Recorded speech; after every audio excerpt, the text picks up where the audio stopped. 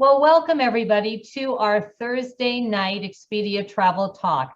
Tonight we have a very special guest, Goway Travel, focusing on Africa tours and safari adventures. For those of you who are on the call that have maybe not attended a Zoom meeting, everyone is muted. You do have control of your video. We'd love to see your faces. It's been a long time since we're not really socializing, so if you feel comfortable, please turn your cameras on. If you have any questions, we do have a chat feature, and we will be answering the questions after the presentation. So my name is Lisa Anflick. I'm one of the consultants at Expedia Cruises, and tonight's Travel Talk is being hosted by the 6 Expedia Cruises stores in Edmonton and vicinity. And we started doing these travel talks when COVID hit back in March, because even though we couldn't travel, we knew the desire to travel was still there and the curiosity of what was happening in the travel business. We are coming up to 16 months since travel shut down. And if you are on this call, you probably love to travel. Travel fulfills us. That's why we do it. And if you're like me, I'm sure you're missing it. Lots of good news on the forefront in terms of vaccine rollouts, in terms of hotel quarantine. They're talking about lifting that as well as the borders. So I don't think it's going to be much longer till our world opens up. And you may not feel comfortable traveling right now, and that's perfectly fine. But I can tell you there's always the desire to plan, and there's never a bad time to plan. Studies have shown that approximately 40% of the pleasure of a trip just comes from planning it. And last year has been very, very challenging. And sometimes what got me through the days was thinking of where I wanted to go next. So sometimes I think of a sunny beach in Florida. Sometimes I think of going to maybe Barcelona or London or Paris and seeing some of the beautiful icons and churches and cathedrals. And other times I think of something exotic, and that's one of the reasons why I'm so excited about tonight, because we're going to take you over to Africa. Now more than ever, the need of a professional consultant is desired. Travel will be a little bit different, and we are here to help you plan your travel so it's seamless. We are committed to finding you the best value for your cruise dollars. And we are more than just cruises. We can help you plan your entire vacation. We are Expedia Cruises air, land, and sea vacation. So whether it's your flights, your cruise, your hotel, your tours, your safari, your transfers, etc., we can help you. And one of the things that I think it's really important nowadays with the economy is to shop local. And we are in your local areas. So we are committed. Our consultants are active, they're learning, they're doing the research they need to do to make sure that when we plan a vacation for you, it will be seamless. So now I'm going to take the opportunity to introduce our special guest, Renee Stanton-DeFaria, who's coming to us from her home in Kelowna. Renee is the General Manager of Sales from Goway Travel, and she is going to give us an eye-opening event into Africa and safari. So welcome, Renee. Thank you so much, Lisa, for having me this evening, and good evening, everyone. So I'm just going to share my screen. Bear with me for 2 seconds. Just make sure that it is all working okay. Now, do I need to swap that around, or are we on the right screen, Lisa? We're good. Excellent. So thank you, everyone, for joining us this evening. I'm delighted to present on South Africa. I will touch a little bit on Africa, but as it is a continent and we do service actually 24 different countries throughout Africa, as I do only have about half an hour this evening, I decided to focus on our #1 destination, which is South Africa, just because it offers so many different experiences. Obviously, the safaris, but also some amazing wineries, coastal scenery, and you'll see what I mean in a minute. So these are the 24 countries that Goway currently services throughout Africa. A new country that we've just introduced this year is Ghana. Now, in regards to the types of travel that we can offer, we are known for our tailor-made itineraries. So basically what that means is we can handcraft a bespoke itinerary just for you. So we customize it to your budget, your requirements, your duration, and we can put everything together. We also do luxury rail journeys, and these are quite popular in Africa One in particular is Rovers Rail. Now, this particular train actually becomes a part of the journey and your accommodation. You have a beautifully appointed room on board, fantastic cuisine, and it takes you throughout South Africa. We also do culture and history tours, in particular more in Northern Africa. Obviously, we've got Egypt, Morocco, and things like that. We do beach extensions. So if you are wanting to do a beach extension, we can certainly do that on one of your African trips. We do safaris. Obviously, that is one of the biggest ticket items when it comes to Africa. And right now I'm in Sabi Sabi, which is a lodge, a beautiful luxury lodge in South Africa. I wish I was in Sabi Sabi, but this is what one of the rooms looks like. We also have a Stays of Distinction program, which I will touch on a little bit more on the next slide. We also do privately guided tours and gorilla and chimp trekking. Now, what's a Stays of Distinction? A Stays of Distinction is not only luxurious accommodation, but it also has to offer something unique whilst you're there. So we have these Stays of Distinction properties throughout the whole of Africa, but I just wanted to give you one example of one we do in South Africa, which is Lion Sands. So at this particular lodge, you usually stay in that room in the bottom right-hand corner. So as you can see, that's what the normal appointed room looks like. But what you can do whilst you stay there is go and stay in a tree house, which is quite unique in itself. Don't worry, completely safe, but you get to sleep underneath the stars, listen to the animals at night, and that's a one-night experience. So I wanted to show you this because one thing I try and recommend with all of our itineraries is, regardless of budget, if you can include at least one stay of distinction in your program, you really will come home with some incredible stories to tell. We also do unique experiences throughout Africa. Now, this is probably the most popular unique experience, and it's Giraffe Nana. Now, this is not in South Africa. It's actually in Nairobi in Kenya. But if you are wanting to do something like this, you have to book at least a year in advance. It's extremely popular. In fact, it is the most Instagram hotel in the world. So there's a fun fact for you. And I think you can see why. It's a 12-acre private land, and the giraffes are allowed to just roam freely. And yes, they do come and join you for breakfast. Now, before I get into South Africa and take you around on a recent tour that I did, my pre-COVID trip, I wanted to give you a couple of important tips when planning your holiday. The first thing is expectations. So think about how you want to travel. Do you want it to be deluxe, first class, moderate? Think about the budget, because what we can then do is maximize that budget for you. Book early. Now, this is really important when it comes to Africa.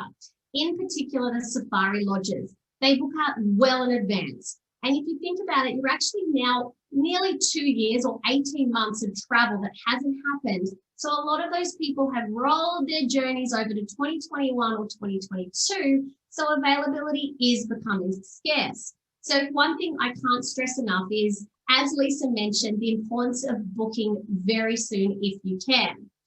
Deposit and permits. Now, in Africa, you naturally at Goway, we do have a deposit, but you'll also find a lot of the luxury trains and the lodges and so forth also have deposits. In fact, sometimes it's about 75% of the total booking value. So it's just something to keep in mind when budgeting. Now, think about your primary focus. Why do you want to go to Africa? Is it because of the game? If it is, maybe then you'd want to go to East Africa. But if you're wanting experience that's more of a combination, perhaps wineries, you're wanting to see some coastline and you're still wanting to see game, plus the cities, then South Africa is a perfect choice. Now, enough time is really important as well. I personally went and I spent 2 weeks there. And for me, that was the perfect amount of time. I wasn't too rushed, but I also felt if I did less than that, I might have missed out on some of the unique things that I did. And when is the best time to go? Well, once again, it really depends on what you're going for. The migration season is all year round. So we can actually find out when you want to travel and then tell you where and what parts of Africa you would need to see if you wanted to see the migration at that particular time. Now it's time to take you to South Africa. And this is where we're going to start our journey today in Cape Town. So what I did back in 2019 is I did a trip that started at Cape Town and ended in Johannesburg. Now, some people choose to do that in the reverse, and the reason being is time zones. So you'll fly from obviously North America over to South Africa. Depending on where you stop, that could take you about 19 hours, 20 hours or so to get there. And then obviously you've got the time zones as well. Now, when you're on safari, you typically wake up at about 4:30 or 5:30 in the morning, just depending on when you travel. And so some people like to start in Johannesburg and do the game drive then, because you're not quite acclimatized to the time yet, so you might be waking up early anyway. But for me, I decided to start in Cape Town because I really wanted to end it with the best, the safari. So that's the journey that I'm going to take you on this evening. Now, people always ask, when is the best time to travel? And usually we do have a best time to travel for you. But the truth is, South Africa is an all year round destination. And you'll see by these different temperatures throughout that it really stays warm throughout the year. Now, obviously being the Southern Hemisphere, it's the complete opposite to here in Canada. However, if you're wanting to go in December and March, it's fantastic for Cape Town and the wineries because it's obviously going to be warmer. However, it's going to be wet season when you're going on your safaris. But that can be good because the wet season can mean that there's more animals at the watering holes and things like that. Where if you flip it and go in the winter, which is actually peak season for the safaris, then it's going to be cooler down on the coast. And as you can see, it gets down to about 7 degrees, not quite what you experience in Edmonton, but still much cooler for South Africa. And then it's obviously going to be drier. So when I ask people when their favorite time is, I've asked my Vice President of Africa, who is South African herself. She actually recommends the spring because she loves it then because it's not as crowded and all the babies are being born. So who is visiting South Africa? Well, simple answer is pretty much everyone. You've got the adventurous, the baby boomers, the honeymooners. My trip personally was for my honeymoon, and I am so glad that I chose South Africa as my honeymoon. The millennials, you name it, culinary people, and it's also wonderful for families. Now, when you think of South Africa, it would be remiss of me not to mention the Big Five. Now, I'm not sure if you remember or you even know what the Big Five are, but they are the African elephant, the black rhino, the Cape buffalo, the African lion, and the African leopard. This is what South Africa is known for. And it's actually a thing in South Africa if you can do the Big Five drive. And what that means is in one safari drive, you get to see all 5 animals. Now, I was fortunate enough on my 3rd drive, I managed to see all 5. The hardest out of those ones is definitely the cheetah. The leopard, not the cheetah, but I did manage to see one in a tree, exactly like this. Another thing you might not know is they also have the marine Big Five. So in regards to that, you've got the African pelican, the fur seal, the dolphin, the whale, and the great white shark. So let's start our tour in Cape Town. So this is a pretty famous picture. It's a Table Mountain here, and there really is truly spectacular views when you get there. Now, you can opt to do 2 ways. You can either hike up, and if you're fairly fit, it'll take you about 3 hours or so. Or you can do what I did, and you can take the cable cart out. When you're up there, you'll probably spend at least a couple of hours just walking around, looking at all the different sites. Now, it is weather permitting. Sometimes the clouds do cover it. Now, I stayed in Cape Town for 3 nights, and that's typically what we recommend for our clients to do. So one of the days it was a little bit overcast. However, the next day it completely cleared up. So you may need just a little bit of flexibility with your itinerary in regards to Table Mountain. Now, this is the V&A waterfront, and it's a very famous, iconic area in Cape Town. This is typically where a lot of our clients will stay as well because there's some lovely accommodation. There's actually 24 million tourists per year that come here to the V&A waterfront. It's got lots of different accommodation, restaurants, shops, fun activities for the family. It really is a lively place. Now, I can tell you when I went here and experienced my first dinner, I ordered a glass of wine. Well, what I thought was a glass of wine, it ended up being a bottle of wine. And that was because the price of the wine was so cheap. I think it was about $8, so I assumed it was a glass, but it was actually a bottle. So the other thing that's fantastic about South Africa is the exchange rate. So at present, it is very, very favorable to the Canadian dollar. So when you get there, it is a lot cheaper than what we experience here in Canada, especially when you go out eating, and wine is really, really cheap as well. I do love my wine. So I was quite happy at $8 a bottle. So once we go from V&A Waterfront, we can then take a boat out to Robben Island. Now, I'm sure you're familiar with Robben Island. It really is a major highlight. From 1961, it was used by the South African government as a prison for political prisoners and convicted criminals. Of course, Nelson Mandela was prisoned there for 27 years. Now, I can tell you it is well worth its visit. The actual tour guides themselves were previous inmates, and these are personal photos of mine. I've tried to include a lot of personal photos in here as well. So in the left-hand corner, that's actually Nelson Mandela's cell where he spent 27 years. And this was our guide, who was a political prison inmate, so he was there for political reasons. And it was really interesting to see his encounter of living there or being jailed there, I guess you could say. And this is a famous picture that everyone gets of Robben Island. It's about 7 kilometres from Cape Town, so you can see Table Mountain there in the background. So you usually spend a good half day out here at Robben Island. Now I'm going to take you on a Cape Peninsula tour. So this is a full day tour that we do from Cape Town, and it's beautiful. It really shows you the stunning landscape that's in South Africa. So here you start with a scenic drive along the Atlantic coast. You pass through the cosmopolitan suburbs of Sea Point, Camps Bay, to Hout Bay, one of Cape Town's best kept secrets. Then when you're out at Hout Bay, you go out on a very short boat trip to Dunker Island. And this is where you'll view one of the big 5, the Cape seals, the big marine 5, I shall say. It's an island inhabited only by these seals. And once again, these are all personal pictures of mine, so you can see the seals and you really get up and close and personal with them. After experiencing the seals, then you come back on the boat to land, and then we drive you out to Boulder Island. And this is where you'll see the penguins, the African penguins. And there is so many. They're absolutely adorable. I had a selfie with one, so you can get some great photos out there as well. Following this, we'll then take you to Cape Point. Now, Cape Point is the southeast corner of Cape Peninsula. This is basically where east and south meet. So when you are there, there's a beautiful lighthouse. You can actually take a funicular up to the top, or you can hike around there. It really is a spectacular area because you can just see from the pictures how dramatic the landscape is and the cliffs are.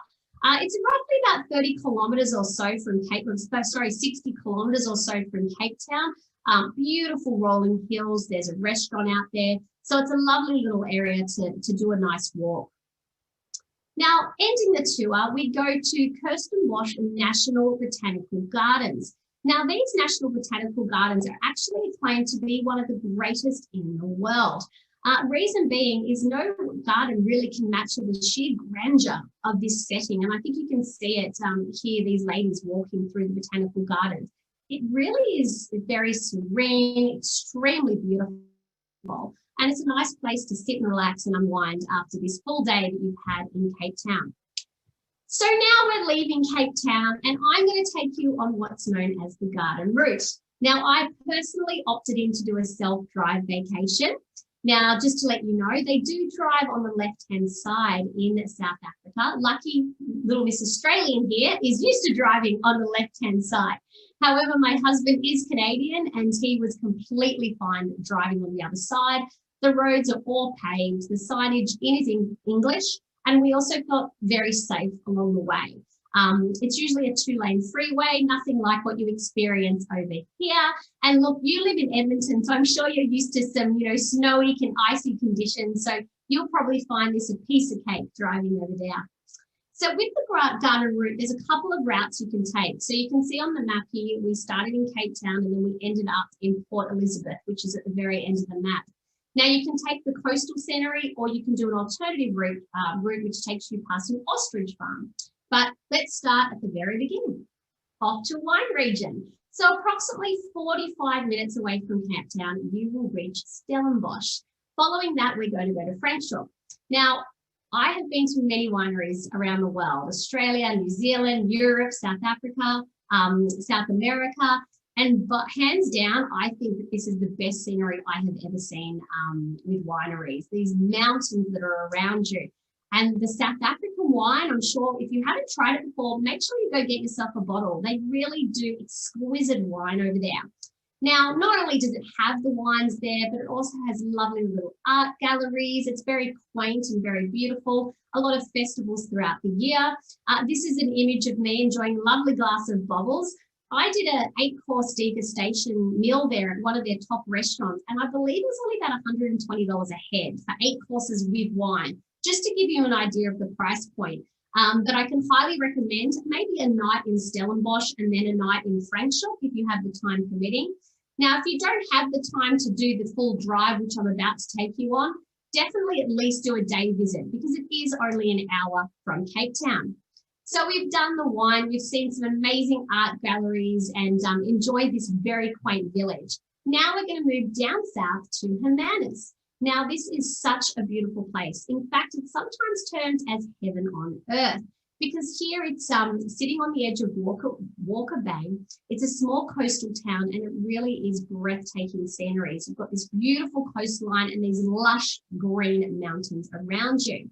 Now, Hermanus is very famous for the whales. So you have the whale migration season throughout the winter. Unfortunately, I just missed out on the whale migration season, but that's okay. This town in itself is just really beautiful. Now, in the bottom left, in the bottom 2 corners, that was one of the hotels that I stayed at. It is the Marine Hotel. Fun fact, that's where Brad Pitt stayed when he was in Hermanus. And that's the type of room that you have. So it's like an old colonial, beautiful resort right on the ocean. But there's many different varieties of hotels there, and it's a great place to overnight. And if you can combine it with the whale migration season, then I'd highly recommend it. Now, this was my next day. I went and saw the great whites. Now, this was something my husband absolutely insisted that we had to do. So it was his birthday present from me. I was a little bit hesitant. So the guide said, I'm still going to take out a wetsuit and everything for you. And I said, no way. I am staying on this boat. You know, I'm Australian. I know about these great white sharks. I am not hopping in the water. Well, you got me out there an hour later and I was in the water pretty much quicker than anyone. It was quite an incredible experience. Now, if you don't want to go in the cages, then by all means, that's fine. I would still recommend just being on the boat itself. This is a picture I took with just my camera phone. So that shows you what you can see from the boat. So that's not in water, that's me just above taking the photo. So even on the boat, you see the great whites. We saw 7 different great whites. And yes, that's my husband in the cage. And you just wear snorkeling gear on this one. It's not scuba diving. And it was very cool. So I'm so happy that I did this experience. And you can do this at Mussel Bay. It's a few hours from Hermanus, and it's also a fantastic area to overnight. It really has an abundance of sea life. So obviously you've got the great whites there, but you've also got seals, fish. Once again, it's a lovely little coastal harbour town. So that's where we opted to stay the evening. Now, if you took that alternate route and you went slightly different, we didn't go here to Outshorn. I probably pronounced that incorrectly, but it is known as the feather capital of the world because it is a huge ostrich industry. So here you can go and visit an ostrich farm. You might even be game enough to hop on an ostrich and see them racing or have a go at it. So this is very popular for people to do if you wanted to do that alternative route and go out and do an ostrich farm. After that, you go back down and to a place known as Neisner. Now, this is the jewel of the garden route, and it is a gorgeous little area. It has a beautiful lagoon surrounding it and ancient forests, and it's probably the most famous town on the garden route itself. It formerly was a centre of the timber industry, actually, so you'll see a lot of woodwork and traditional furniture there that you can purchase. But there's also, once again, a harbour town, so you've got little restaurants. We had a fantastic seafood meal there when we stayed the evening.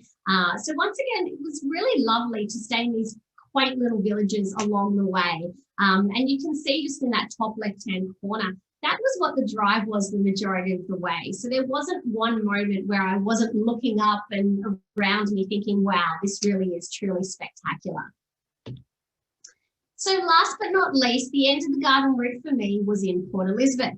Now, the great thing about Port Elizabeth is not only is it a great coastal town, it has fantastic beaches, you've got a great boardwalk with lots of fun things to do. But about an hour's away from Port Elizabeth coastal area, you actually have some game drives. So if you don't have time permitting where you're going to now fly up, which is what we're about to do, to go to Kruger National Park, you can actually see the Big Five only about an hour away, and here's some images of one of the private game lodges there.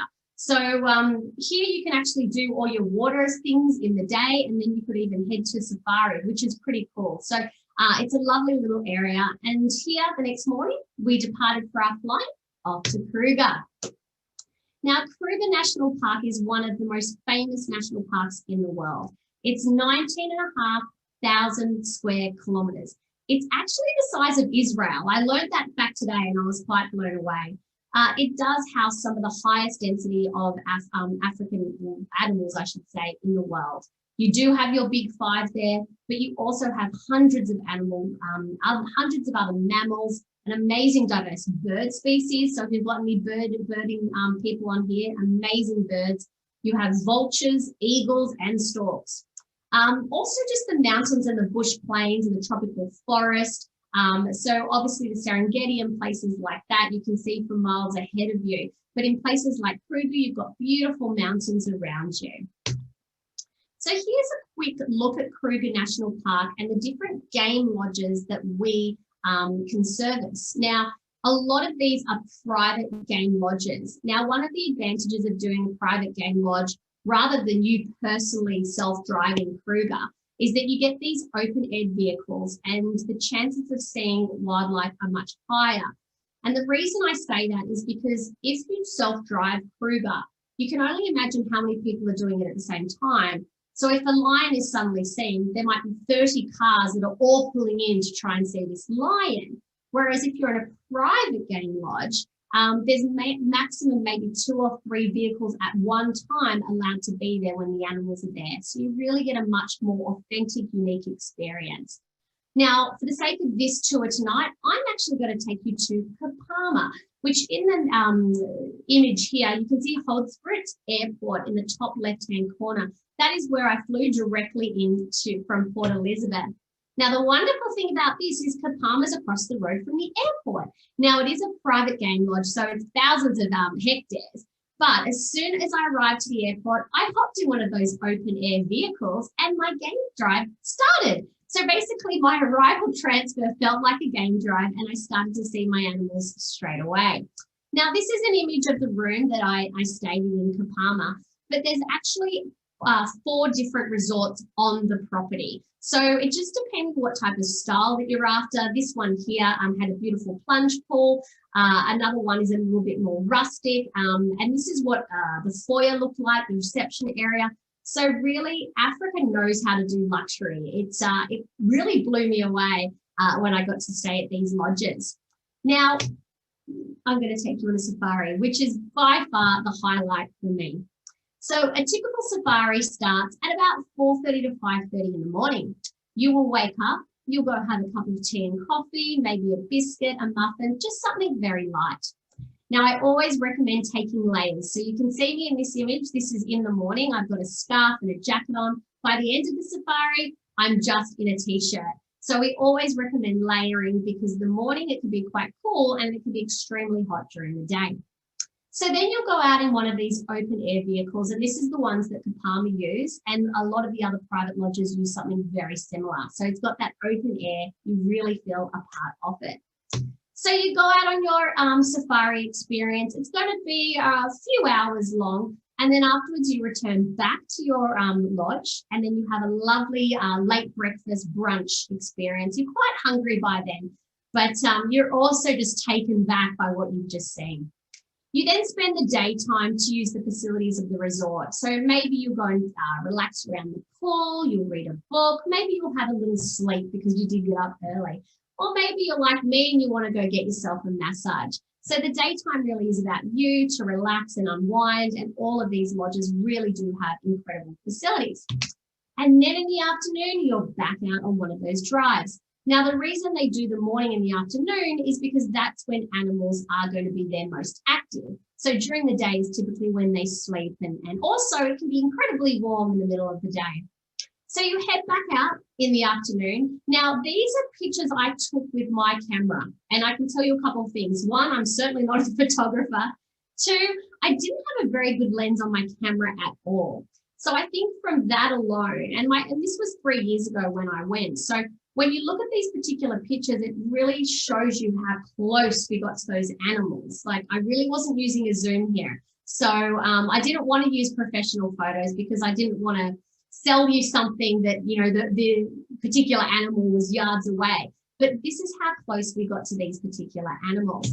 And this is one of my favorite experiences, was when I saw my first lion. Oh my goodness me. It was absolutely incredible. I saw a male and a female together. I saw a pride together, and that's my husband taking the photo. And you can just see how close we actually are to the lion. Now, we were also fortunate enough to go up and see a family of cheetahs. Now, you can see we're standing up. We actually got to hop off the vehicle with our guide. He did have a rifle, and they always have one on you. So you have a guide as well as a driver at all times. And they both hopped off the vehicle and they walked us to this family of cheetahs. And that's them in the background in that picture. So quite amazing how close we got to them. Now, never at any stage did I ever feel unsafe. They really do educate you and really do make you have a sense of safety. Now, after that, you then do sundowners. So sundowners happens in the time that the sun is setting.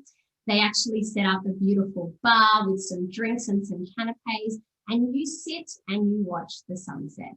Now, what a lovely way to end the day. So yes, this is me enjoying my lovely glass of wine, enjoying some of the food there as we watch the sunset. And till this day, one of the most incredible sunsets I've ever seen. After that, you do hop back on and you're doing a bit of a night safari now. So this is an image of a torch, like actually it's the headlights of the vehicle, and you can see a lion there. So once again, taking it with a pretty bad camera here. So with the real eye, you can see things a lot better than that. But it was really cool to see some different animals actually came to life at nighttime that I didn't see on the morning drive. Then we end the day, we go back to the lodge, and an incredible gourmet meal was cooked. And the great thing is every single night they did something different. It was a different setting. And we actually spent 3 days out there. So we usually recommend 2 to 3 nights if you can out there. And that way you're going to get 2 game drives per day, just depending when you arrive in. And so you should definitely see the big 5. And we saw wildebeest, I should say, fight, and just some incredible things that we saw when we were there. Now, I just wanted to mention, because some people do ask me about families and is there any, age restrictions to do safari? And there's actually not.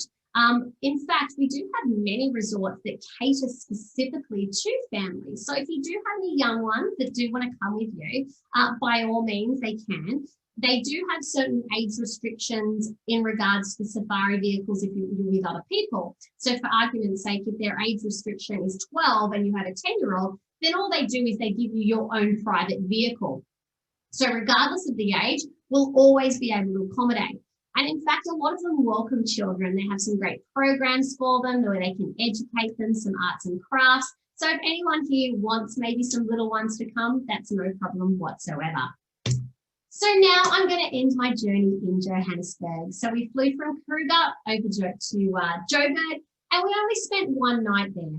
But we do recommend at least 1 night there if you can, if you have time permitting. A lot of people don't see Johannesburg, but I can tell you, for me, it was a very moving experience, in particular the Apartheid Museum. You just learn so much about the South African culture and history and, what they've had to go through.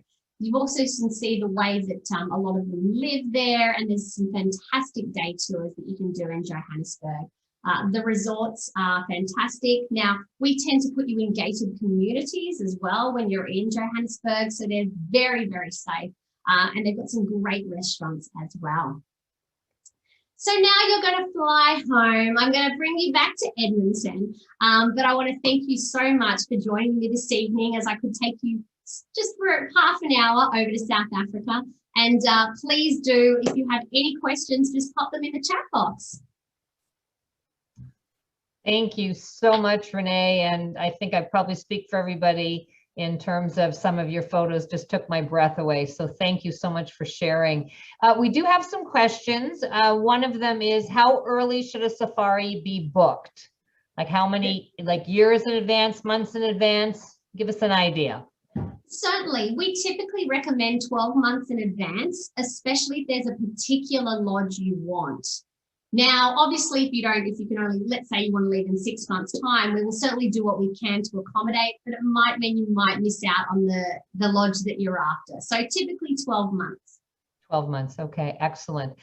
There's a question from Amanda that she has a client, obviously she's an agent who has a client who would like to visit Africa for the gaming season. What time of year would you recommend for that? Well, it's actually all year round. So that's why it really just depends on, so if it's the migration season you're after, it is a phenomenon that's actually all year round. Typically people say it's around the August to October time, but because they move according to where, the grass is and what they can eat, they actually move themselves around Africa in itself. So what we can do is work with you, talk about when your clients are wanting to travel, tell them what countries would be best for that time. And then perhaps if they are wanting to go to somewhere in particular, we can tell you the best time to travel for that. Okay. Just one thing I do want to mention, and correct me if I'm wrong, is Goway does have planned trips, but you are also customizable. So you can put together an individual trip if people want. That's exactly right, Lisa. When it comes to organized tours with other people, we typically do them on a much smaller scale. So usually 6 people or so, or 8. So they're more so small group journeys, or otherwise we can completely customize a tour for you. All right, thank you. There's a question from John. It says, where do trips originate in from North America? I'm not sure, John, what you mean. Are you talking about flights from North America? If you can just clarify that. I mean, Goway can do air from a number of cities in the US and Canada. That's correct, Lisa. Typically, you'll probably fly more so from Toronto, so you'll get yourself over Toronto. You've got KLM, Air France, Emirates.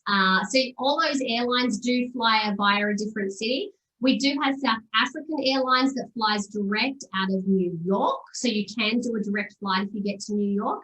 I personally opted in for, where did we go? I just have to think about this for a minute. Oh, we took British Airways actually, and we went via London. So my husband and I spent 24 hours in London, and then we flew direct from London down to Cape Town, and then Johannesburg back to London. All right. So yeah, you gave us a small little glimpse of one country, of South Africa, but as you said, there are 24 countries that you take care of. All right. I don't see any more questions in the chat box.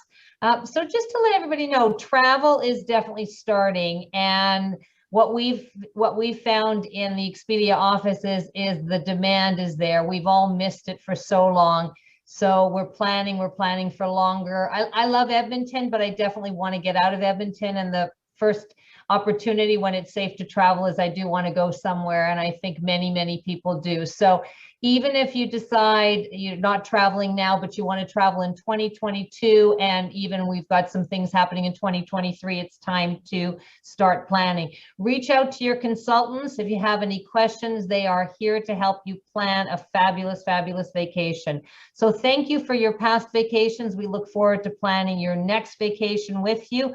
Reminder to follow us on Facebook. Also check out our YouTube channel where this and all of our other video or travel talks are being recorded.